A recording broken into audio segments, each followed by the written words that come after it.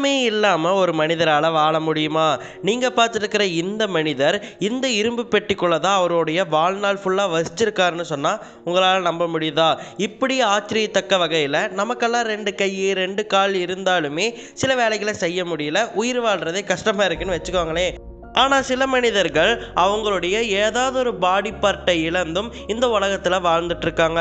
அப்படி வித்தியாசமான முறையில் அவங்களுடைய பாடி பார்ட்ஸை இழந்து வாழ்ந்துட்டு இருக்கக்கூடிய மனிதர்களுடைய லிஸ்ட்டை தான் நாம் இந்த வீடியோவில் பார்க்க போகிறோம். வீடியோக்குள்ளே போகிறதுக்கு முன்னாடி மறக்காமல் கமெண்ட் சேனலுக்கு சப்ஸ்கிரைப் பண்ணிடுங்க. இது 5 unique peoples with missing body parts. Tina else a human without nose அப்படின்னு தான் எல்லாருமே சொல்கிறாங்க. ஏன்னா இவங்களுக்கு மூக்கு அப்படிங்கிறதே கிடையாது. இது பிறந்ததுலேருந்தே வந்த பிரச்சனை கிடையாது. 2012ஆம் ஆண்டு இவங்க மூக்கில் அதிகமாக அரிப்பு ஏற்பட்டிருக்கு. இந்த அரிப்புக்காக நிறைய ஹாஸ்பிட்டல் போய் பார்த்துருக்காங்க, நிறைய டாக்டர்ஸை பார்த்துருக்காங்க, நிறைய மெடிசன் ட்ரை பண்ணியிருக்காங்க. ஆனால் எதுவுமே பலனளிக்கல. கடைசியில் ஒரு டாக்டரை பார்க்கும்போது அவங்க தான் ஒரு அதிர்ச்சி நியூஸை சொல்கிறாங்க. அந்த நியூஸ் தான் இவங்களுக்கு கேன்சர் இருக்குது அப்படிங்கிறது. இவங்க கேன்சர் ட்ரீட்மெண்ட்டுக்காக மிகப்பெரிய ஹாஸ்பிட்டல் போகும்போது அவங்க ஒரு செக் வைக்கிறாங்க. உங்களுக்கு மூக்கை மொத்தமாக நீக்கினாதான் உங்களுடைய கேன்சர் ஆனது இனிமே வராது அப்படிங்கிறத அவங்க சொல்கிறாங்க. அப்போ டீனா எல்ஸ் குழந்தைகளை பார்த்துக்கணும், கணவனை பார்த்துக்கணும், மூக்கை எடுக்கலாமா வேணாமான்னு யோசிச்சுட்டு சரி எடுத்துருவோம், உயிர் வாழ்ந்தால் போதும்னு சொல்லிட்டு மூக்கை நீக்கியிருக்காங்க மொத்தமாக. அதுக்கப்புறம் டாக்டர் சர்ஜரி மூலமாக அந்த மூக்கை நீக்கி இவங்க கையில் கொடுத்துட்டாங்க. அதுக்கப்புறம் மூக்கே இல்லாத பெண்மணியாக இவங்க மலம் வந்துட்டு இருக்காங்க. இருந்தாலுமே இவங்க குடும்பம் இந்த நிலைமையில கூட இவங்களை விட்டுட்டு போகாமல் இவங்களுக்கு ஆறுதலாக இவங்க கூடவே இருக்காங்க. இவங்களும் ஆறுதலாக இவங்க குடும்பத்தோடு சேர்ந்து வாழ்ந்துட்டு இருக்காங்க. பால் அலெக்சாண்டருக்கு 1952ஆம் ஆண்டு போலியோ அட்டாக் ஆயிடுது. இந்த போலியோ அட்டாக்கால் அவருக்கு கழுத்துக்கு கீழே எந்த பாகமுமே வேலை செய்யாமல் போயிடுது. அப்போ போலியோ அட்டாக் ஆனவங்க எல்லாருமே மூச்சு விட சிரமப்படுறதால அவங்கள இரும்பு நுரையீரல் அப்படிங்கிற பெட்டிக்குள்ளே வச்சுருப்பாங்க. 6 வயசுலேயே இவருக்கு இந்த போலியோ அட்டாக் வந்ததால் இவரால் எந்த வேலைகளையுமே தானாக செய்ய முடியல. இருந்தாலுமே இந்த இரும்பு நுரையீரல் பெட்டிக்குள்ளே இருந்துக்கிட்டே இவர் படிக்கணும் அப்படின்னு சொல்லி ஆசைப்பட்டிருக்காரு. அதனால் நிறையா படிக்கவும் செஞ்சுருக்காரு. வாயாலேயே எழுதுறது, வாயாலேயே வரைகிறது மாதிரியான திறமைகளை கற்றுக்கிட்டு வீல் சேர்லேயே ஸ்கூல் காலேஜஸ் போய் ஒரு லாயராக படித்து முடித்து வெளியே வந்திருக்காரு. இருந்தாலும் வயது ஆக ஆக இந்த செயற்கை நுரையீரலுக்குள்ளே கண்டிப்பாக 24 மணி நேரமும் இருந்தே ஆகணும் அப்படிங்கிற சுச்சுவேஷனால் இந்த செயற்கை நுரையீரலுக்குள்ளேயே இப்போ வரைக்கும் இவர் இருக்காரு. அப்படி முடங்கி போயிருந்தாலுமே 5 வருஷம் கஷ்டப்பட்டு வாயாலேயே அவருடைய சுயசரிதையை அவர் எழுதியிருக்காரு. அந்த சுயசரிதையுடைய பேர் 3 minutes for dog.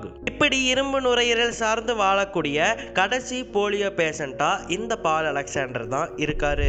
டிஃபனி கீகர் ஒரு ப்ரொஃபஷனல் டான்ஸராக வளம் வந்துட்டு இருக்கிற இந்த டிஃபனி கீகர் பிறக்கும் போதே ஜார்கோ லெவின்ஸ் அப்படிங்கிற வித்தியாசமான எலும்பு குறைபாடால் பிறந்திருக்காங்க.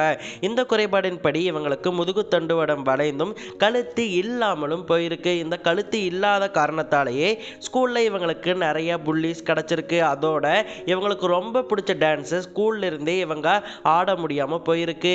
இவங்க டான்ஸ் ஆட எந்த ஸ்டேஜில் போனாலுமே இவங்களை கிண்டல் பண்ணியிருக்காங்க, டான்ஸ் ஆட சேர்த்துக்காம இருந்திருக்காங்க. சரி படித்தா மட்டும் போதும்னு இருந்த இவங்களுக்கு ஐடி லேட்ஸ்கி அப்படிங்கிற பெண்மணி அவங்களுடைய இன்டகிரேட்டட் டான்ஸ் கம்பெனியில் சான்ஸ் கொடுத்துருக்காங்க. அந்த சான்ஸை முழுமையாக பயன்படுத்திக்கிட்ட இவங்க அந்த டான்ஸ் கம்பெனியில் சேர்ந்து அவங்களுடைய வாழ்நாள் லட்சியமான டான்ஸ் ஆட துவங்கியிருக்காங்க. நிறையா பாராட்டுகள் இவங்களுக்கு வர துவங்கியிருக்கு. அந்த பாராட்டிலே இப்போ அவங்க வாழ்ந்துட்டு இருக்காங்க. இப்போ அவங்க சொல்கிறது என்னென்னா, நான் வெளியே போகும்போது என்னுடைய போஸ்டர் ஆர்கெஸ்ட்ராக்கு வெளியில் ஒட்டியிருக்கிறத பார்த்து ரொம்பவே சந்தோஷப்படுறேன், எனக்காக ஒரு கூட்டம் வரதை பார்த்து நான் ரொம்பவே சந்தோஷப்படுறேன் அப்படின்னு அவங்க சொல்லியிருக்காங்க. Dallas veins a man without ஃபேஸ்னு அழைக்கப்படக்கூடிய டாலஸ் வெயின்ஸுக்கு முகம்னு ஒன்றே கிடையவே கிடையாது.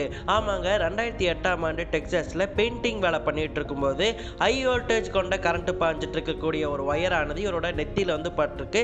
அதனால் சாக்கடிச்சு இவர் கருகி போயிடுறாரு. அதனால் இவருடைய முகம் முழுக்கவே கருகி போய் முகம் இல்லாமலே போயிடுச்சு. அதுக்கப்புறம் டாக்டர்ஸ் இவர் உயிரோடு இருக்கிறத கவனித்து இவருக்கு முகத்தை டிரான்ஸ்பிளான்ட் பண்ணக்கூடிய ஒரு சிகிச்சையை அளித்தாங்க. அமெரிக்காலேயே இதுதான் முதல் முறை. அது சக்சஸ்ஃபுல்லும் ஆச்சு. அதனால இவருடைய ஃபேஸை டிரான்ஸ்பிளேட் பண்ணிக்கிட்டாரு. அந்த விபத்தில் இவருக்கு மூக்கு போச்சு, உதடுகள் போச்சு, கண்கள் கூட போச்சு. இவருடைய 2 கண்களையுமே எடுத்துட்டாங்க. ஒரு கண்ணை சும்மா ஒரு ஷோகேஸ்க்காக வச்சிருக்காங்க. இதனாலேயே இவரால் சரியா பேச முடியாது, பற்கள் இல்லாததால சிரிக்க கூட முடியாது. அதனால் இவர் இப்படி தான் வாழ்க்கை முழுக்க ஓட்ட போகிறாருன்னு டாக்டர்ஸ் நினச்சிட்டு இருந்தாங்க. இருந்தாலுமே கொஞ்சம் கொஞ்சமாக இவருடைய ஃபேஷியல் எக்ஸ்பிரஷன்ஸ் ஆனது இம்ப்ரூவ் ஆகிட்டே வந்துச்சு. அதுக்கு முக்கிய காரணம் இவர் அவருடைய மகள் மேலே வச்சுருந்த பாசம் தான். ஏன்னா முகத்தை டிரான்ஸ்பிளான்ட் பண்ணதால் இவர் முகத்தை பார்க்க முடியாது அப்படிங்கிறதால குழந்தைய இவர் பார்க்கவே இல்லை. அந்த குழந்தைய பார்க்க தொடங்கினதுலேருந்து இவரால் ஸ்மெல் பண்ண முடியுது, ஆல்சோ சிரிக்கவும் ஆரம்பிச்சிருக்காருன்னு சொல்லி டாக்டர்ஸ் ஆச்சரியத்தோட சொல்கிறாங்க. வீடியோட எண்டுக்கு வந்துட்டோம். அதுக்கு முன்னாடி மறக்காமல் கமெண்ட் சேனலுக்கு சப்ஸ்கிரைப் பண்ணிடுங்க. கைல் மேனார்டு தான் இந்த லிஸ்ட்லேயே எனக்கு ரொம்ப பிடிச்ச, பர்சனலாக என்னை இன்ஸ்பயர் பண்ண ஒரு ஆள்னு சொல்லலாம். ஏன்னா அமெரிக்காவை சேர்ந்த இந்த கைல் மேனார்டுக்கு பிறக்கும் போதே காக்னிஷியல் ஆம்புடேஷன் அப்படிங்கிற ஒரு குறைபாடு இருந்திருக்கு. இதன் மூலமாக அவருடைய கை கால்களுடைய வளர்ச்சியானது மூட்டு வரைக்கும் போய் நின்றுச்சு. அதாவது இவருக்கு 2 கை 2 கால் ரெண்டுமே கிடையாது, அது மூட்டு வரைக்கும் தான் இருக்குது. இவரால் நிற்க முடியாது, நடக்க முடியாது, தவழ்ந்து தான் போக முடியும். ஏன் இவரால் சாப்பிடக்கூட முடியாது. இப்படி பல குறைபாடுகள் இருந்தாலுமே இவர் மவுண்ட் கிளிமாஞ்சாரோவை ஏறின முதல் மாற்றுத்திறனாளி மனிதர் அப்படிங்கிற சாதனையை படைச்சிருக்காரு. அதோட இவர் ஒரு MMA ஃபைட்டரும் கூட. இவர் அமெச்சூர் ரெஸ்லிங்கில் நிறைய சாதனைகள் படைச்சிருக்காரு. இந்த ஊனமுற்ற கை கால்களை வச்சுக்கொண்டே சாதாரண மனிதர்களை எதிர்கொண்டு 100க்கும் மேற்பட்ட வெற்றிகளை இவர் அடைஞ்சிருக்காரு. இப்படியான விடாமுயற்சியின் பலனா நோ எக்ஸ்கியூஸ் கிராஸ்ஃபிட் ஜிம் அப்படிங்கிற ஜிம்மை உருவாக்கி அந்த ஜிம்முக்கு ட்ரெயினராகவும் இப்போ இவர் இருந்துட்டு இருக்காரு. அதோட ஒரு மோட்டிவேஷ்னல் ஸ்பீக்கராகவும் நிறைய கல்லூரிகளுக்கு போய் மோட்டிவேஷ்னல் ஸ்பீச்சஸ் கொடுத்துருக்காரு. அதோட 2005ஆம் ஆண்டு அவருடைய ரெஸ்லிங் லைஃப்பை மையப்படுத்தி நோ எக்ஸ்கியூஸ் அப்படிங்கிற ஒரு சுயசரிதை புத்தகத்தையும் எழுதியிருக்காரு. இந்த புத்தகத்தை மையப்படுத்தி 2010ஆம் ஆண்டு ஒரு டாக்குமெண்ட்ரி ஃபிலிம்லையும் இவர் நடிச்சிருக்காரு. ஆல்சோ இவருடைய சாதனையை பாராட்டி நைக் நிறுவனமானது 2016ஆம் ஆண்டு அவங்களுடைய விளம்பர படத்தில் இவரை நடிக்க வச்சாங்க. அந்த விளம்பர படம் உண்மையிலேயே ரொம்ப சூப்பராக இருக்கும். அண்ட் அவ்வளோதான் கைஸ் இன்னைக்கு ஒரு வீடியோ.